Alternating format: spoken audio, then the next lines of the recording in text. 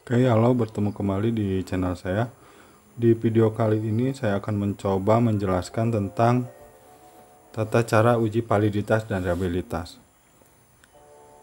Nah, di sini uji validitas dan reliabilitas ini adalah salah satu cara untuk melihat apakah kuesioner bisa digunakan atau tidak dalam penelitian.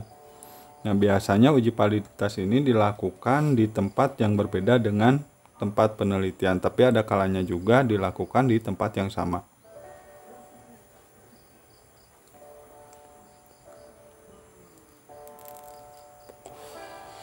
Di video ini saya berpikir bahwa Anda sudah memiliki aplikasi SPSS dan juga sudah menginstal aplikasi tersebut. Maka di video ini saya akan hanya akan menjelaskan tentang caranya saja, oke? Pertama yang harus dipersiapkan tentu saja untuk uji validitas reliabilitas itu adalah kuesioner penelitian. Di sini saya sudah buat sebuah kuesioner tentang peran orang tua dalam pembelajaran anak pada masa pandemi. Nah, kenapa saya tertarik seperti ini? Karena topik inilah yang sekarang sedang cukup banyak digunakan dalam penelitian. Nah, di kuesioner ini saya mempunyai pertanyaan sebanyak 10 soal, di mana setiap pertanyaan dalam penelitian ini diberi nilai 1, 2, 3, 4, dan 5, atau dengan kata lain ini disebut skala Likert. Nah, penilaiannya nilai 1 jika responden menjawab sangat tidak setuju, 2 jika tidak setuju, 3 jika netral, 4 jika setuju, dan 5 jika sangat setuju. Nah, ini bentuk pertanyaannya pertanyaan yang positif, karena kalau untuk pertanyaan negatif akan berbeda juga penilaiannya. Penilaiannya malah sebaliknya dari skor yang tadi. Nah, di sini biar memudahkan aja saya kasih contoh skornya skor yang positif. Oke, dari 10 pertanyaan tadi sebelum kita gunakan untuk penelitian, maka peneliti itu harus melakukan uji validitas dan reliabilitas. Nah, si kuesioner ini secara prakteknya itu dibagikan ke responden penelitian. Nah, nanti setelah itu si responden akan mengisi pertanyaan-pertanyaan yang tertera dalam penelitian. Ya, maksudnya dalam kuesioner. Nah, setelah si responden mengisi setiap pertanyaan dalam kuesioner ini, maka langkah selanjutnya adalah memberikan penilaian. Penilaian dari setiap jawaban si responden. Saya kasih contoh di sini, misalnya responden sudah menjawab kuesioner. Misalnya untuk responden pertama ini misalnya. Responden pertama adalah seseorang dengan usia 27 tahun, jenis kelamin perempuan, pekerjaan ibu rumah tangga, dan pendidikan terakhirnya SMP. Nah, responden pertama di sini setelah kita berikan pertanyaan, ini di pertanyaan uji validitas ya. Responden pertama menjawab nomor pertama itu dengan jawaban netral, maka saudara tinggal masukkan skor, berarti di sana adalah nilai 3. Yang selanjutnya untuk pertanyaan nomor 2 di sini menjawab setuju, berarti skornya 4. Nah, terus lakukan seperti itu sampai ke nomor 10. Nah, saya contohkan di sini kuesioner ini dibagikan kepada 30 orang responden sampel penelitian. Nah, dari 30 responden itu setelah kita bagikan kuesioner, kita dapat nilai dari masing-masing responden untuk setiap pertanyaan. Nah, di sini saya contohkan dari 30 responden itu kita udah dapat. Di sini ini nomor responden dan di sini adalah nilai dari setiap pertanyaan. Misalnya responden pertama di sana kita bisa lihat menjawab pertanyaan nomor 1 dengan sangat setuju, berarti skornya 5. Ini yang ini ya. Nah, untuk yang kedua, soal yang kedua itu skornya masih 5, berarti responden menjawab sangat setuju. Nah, Anda masukkan semua jawaban-jawaban responden tersebut. Nah, di sini saya contohkan tadi 30 orang responden. Nah, 30 orang responden itu sudah menjawab semua pertanyaan yang diberikan oleh peneliti. Nah, setelah kita dapatkan setiap nilai dari responden, kita hitung juga total skor dari setiap responden. Nah, misalnya nomor 1, responden pertama total skornya 50. Itu 50 itu dapatnya dari mana? Nah, dapatnya dari nilai dari setiap jawaban responden. Nah, biar mudah saya kasih contoh untuk menjumlahkan seperti ini. Caranya adalah misalnya ini. Kita tinggal memblok dari skor jawaban nomor 1 sampai ke nomor 10. Lalu ditambahi 1 karena skor.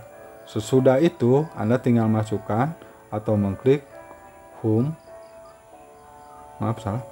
Home. Selanjutnya di sini ada menu sum. Nah, yang ini diklik oleh Anda.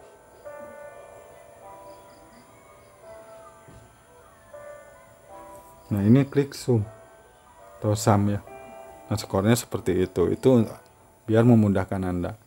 Nah, setelah kita mengisi di kuesioner tadi, mengisi nilainya, dimasukkan ke Excel seperti ini, baru kita pindahkan ke SPSS-nya. Caranya kita blok semua jawaban responden bersama skornya. Seperti ini.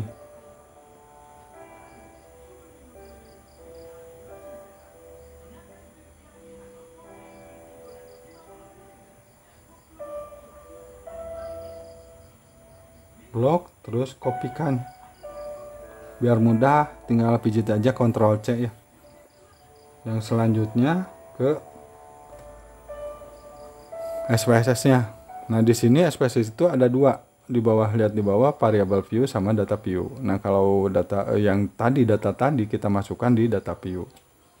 Kita kan udah mengcopy ya tadi dari Excel, kita pindahkan ke SPSS. Klik di sini di paling atas ujung atas. Setelah itu Anda pastikan di situ. Maka jawaban atau apa yang ada di Excel tadi tercopy juga di SPSS ini.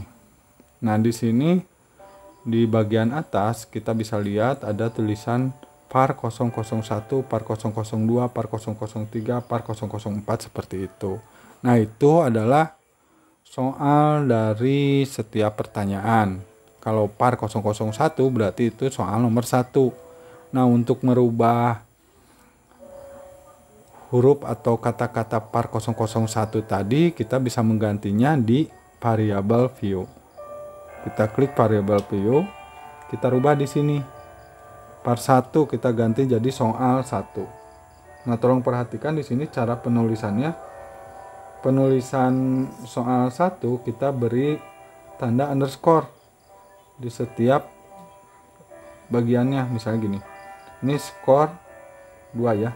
Skor spasi skor terus underscore angka 2. Begitu juga nomor 3, skor underscore 3. Dan selanjutnya sampai ke 10.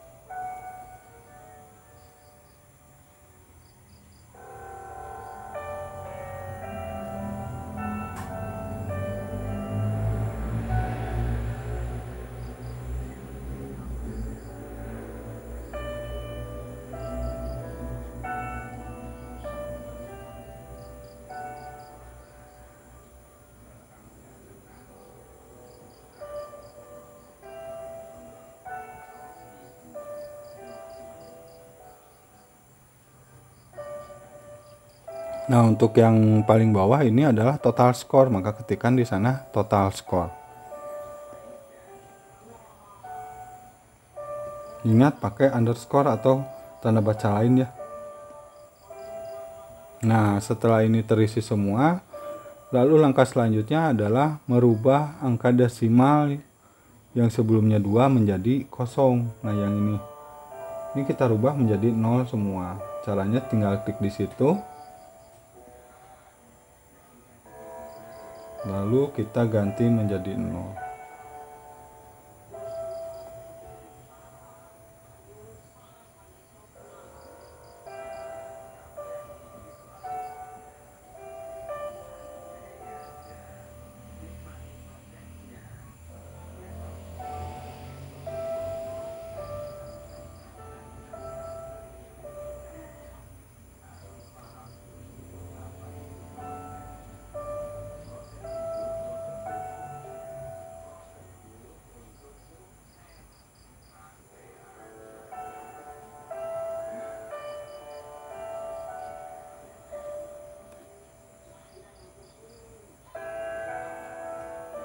Nah, seperti itu. Setelah itu baru kita hitung uji validitasnya. Kita masuk atau mengklik menu analis yang ada di atas layar. Yang ini ya. Klik analis. Nah, setelah tampil seperti itu, maka langkah selanjutnya adalah memilih menu korelasi, pilihan korelasi. Nah, yang ini ya. Setelah tampil korelasi seperti ini, maka pilih yang paling atas yaitu bivariat.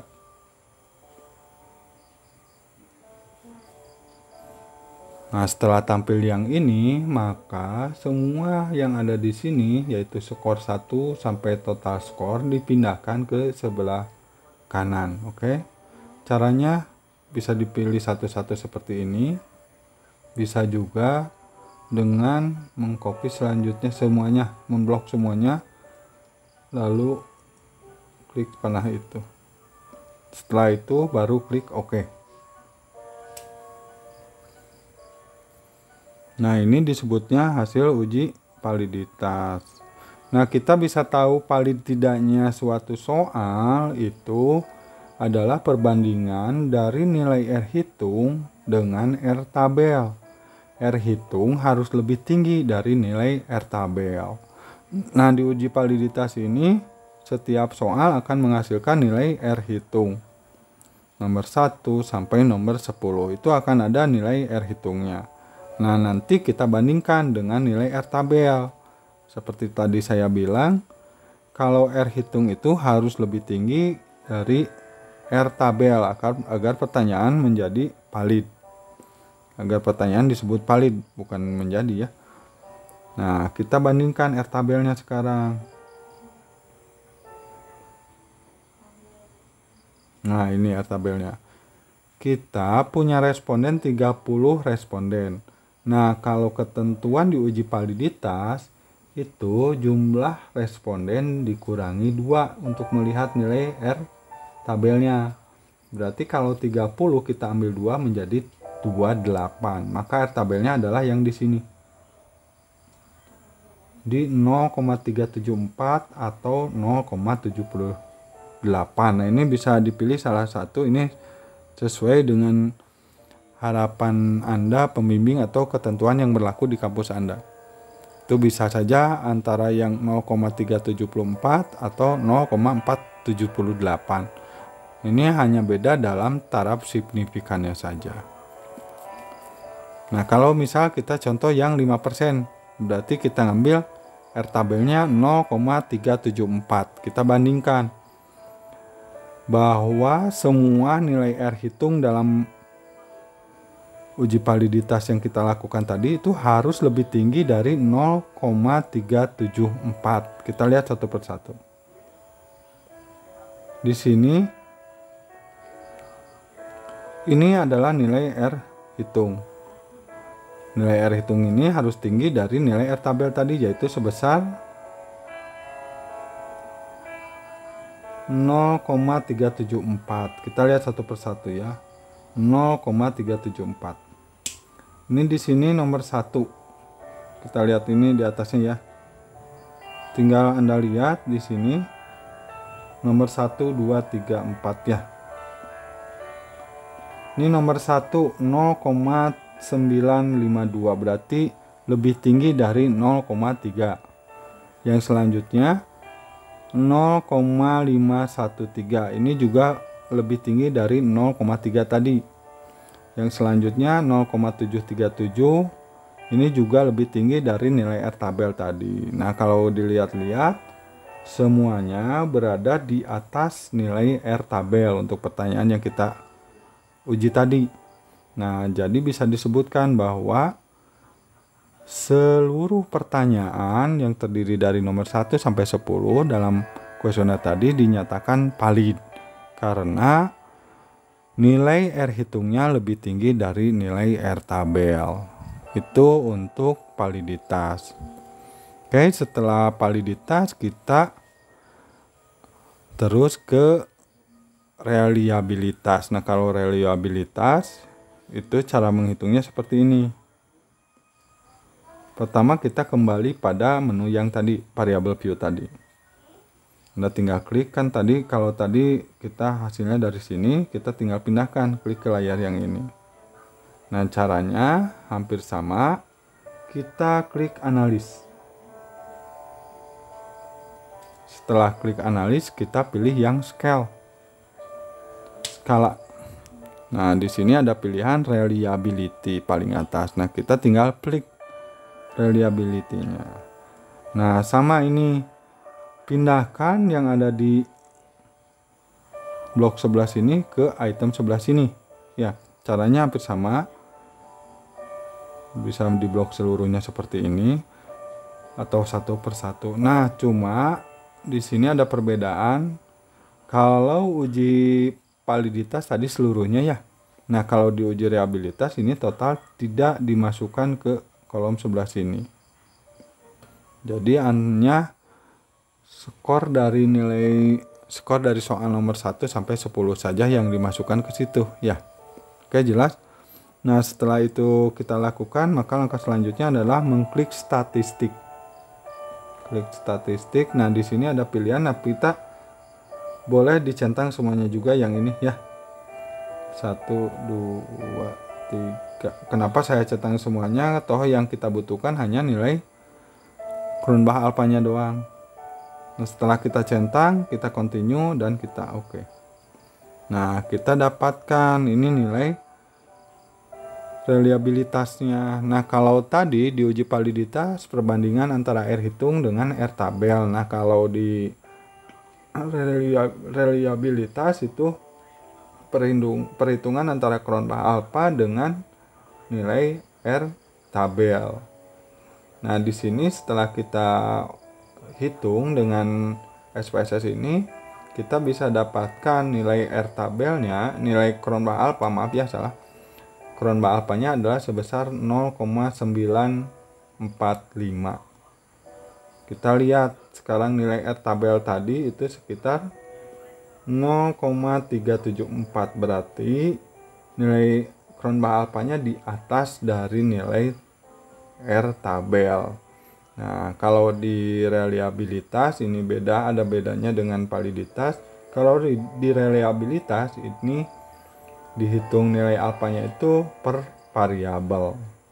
Nah, kita cuma dapat satu, berarti untuk variabel yang kita teliti tadi nilai Cronbach alpanya sebesar 0,945. Jadi di atas nilai R tabel. Jadi pertanyaan yang kita berikan juga itu termasuk pertanyaan yang reliable. Nah, kalau pertanyaan sudah valid dan reliable seperti ini artinya pertanyaan bisa digunakan untuk penelitian. Itu cara mengolah data, uji validitas, dan reliabilitas. Mungkin hanya itu yang bisa saya sampaikan untuk kali ini. Silahkan jika Anda ingin bertanya melalui komentar yang ada di bawah video ataupun bertanya langsung melalui chat WhatsApp. Karena setiap video saya selalu menyimpan nomor WhatsApp saya jika ada hal-hal yang ingin dipertanyakan dengan jawaban yang lebih cepat daripada menunggu saya membuka akun YouTube saya. Sekian, terima kasih, selalu semangat, dan jangan lupa untuk sub channel saya, like, dan tonton terus channel saya.